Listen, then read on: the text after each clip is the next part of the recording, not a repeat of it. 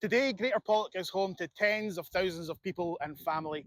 But in the medieval times, it was home to just one, the Crooks. And this is their story. We are the Friends of Crookston Castle, and we're going to show you around.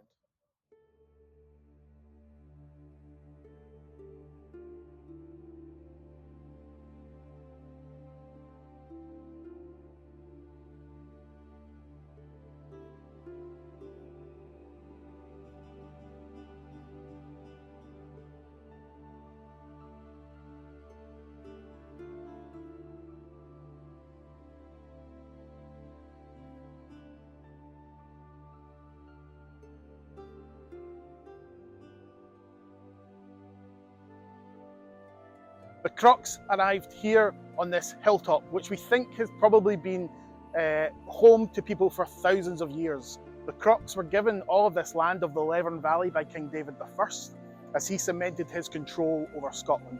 And it was the Crooks who built their first castle and fortress here, and where we get the name Crookston today. I'm an archaeologist and a friend of Crookston Castle, and the remains that you can see behind me today date to about 1400, when the Crookston Stewarts replaced the earlier timber fortress that was built by Robert Crook.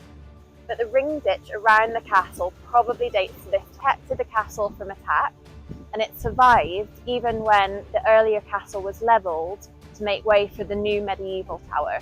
So when you look at the tower, the remaining walls and the ditch that surrounds it, what you're actually looking at is about 1,000 years of history that's layered on this hill.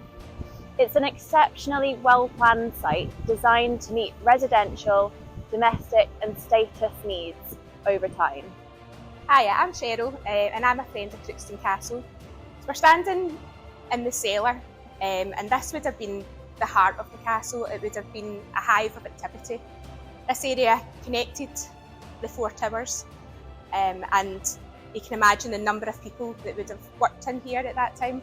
The main focus of this room would have been the well, which was obviously hugely important, particularly when it came to withstanding a siege, of which we know there were at least two. One of which was 1489, when the Stewart Lords of Crookston rose up against King James IV.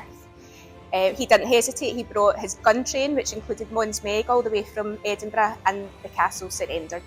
Coming upstairs from the cellar, you arrive here in the Great Hall, the place where banquets would have been hosted by the Crookston Stewarts to entertain their visitors and guests. This is the room where powerful men and women of the medieval world met to make decisions about the lives of the ordinary folk of Crookston. Hi, I'm Brian. We've just come up from the Great Hall. We're now in the War Room. You don't realise that this was part of the history of the castle of the Second World War. It was used as an observation post by the Home Guard, who kept watch from up here for enemy aircraft.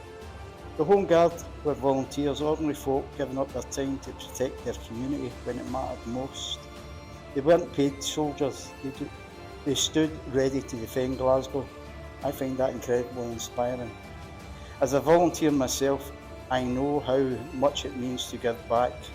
That's why I love being part of the Friends of Crookston Castle and working with other local groups.